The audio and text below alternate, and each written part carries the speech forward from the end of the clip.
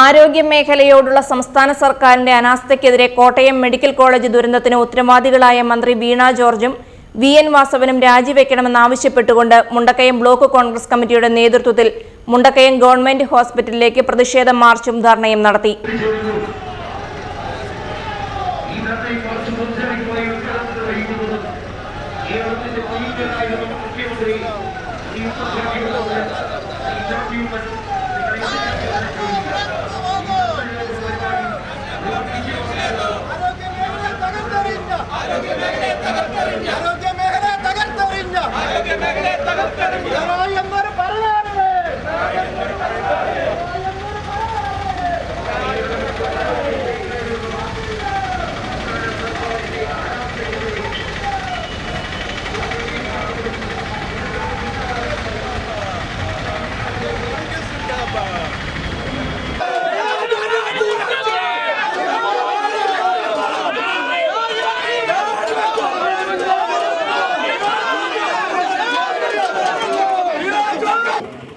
French വിപ്ലവകാലത്ത് പറയുകയാണ്, ആൾക്കാർക്ക് കഴിക്കാൻ ബ്രെഡില്ലെങ്കിൽ കേക്ക് കഴിച്ചോട്ടെ.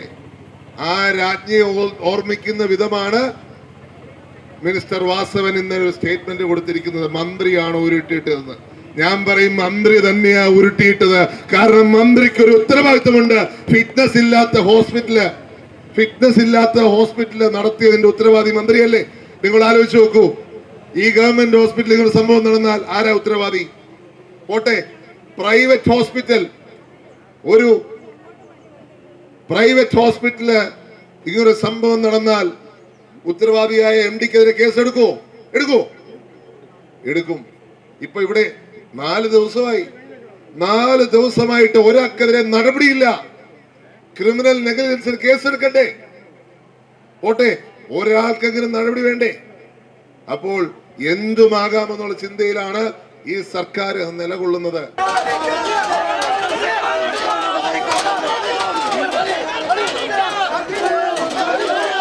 കല്ലേപ്പാലം ജംഗ്ഷനിൽ നിന്നും block Congress committee president Binu മറ്റക്കരയുടെ നേതൃത്വത്തിൽ ആരംഭിച്ച പ്രതിഷേധ മാർച്ച് മുണ്ടക്കയം ഗവൺമെന്റ് ഹോസ്പിറ്റൽ പടിക്കൽ എത്തിച്ചേർന്നപ്പോൾ നടന്ന പ്രതിഷേധ ധർണ അഡ്വക്കേറ്റ് ചാണ്ടി ഉമ്മൻ MLA ഉദ്ഘാടനം ചെയ്തു.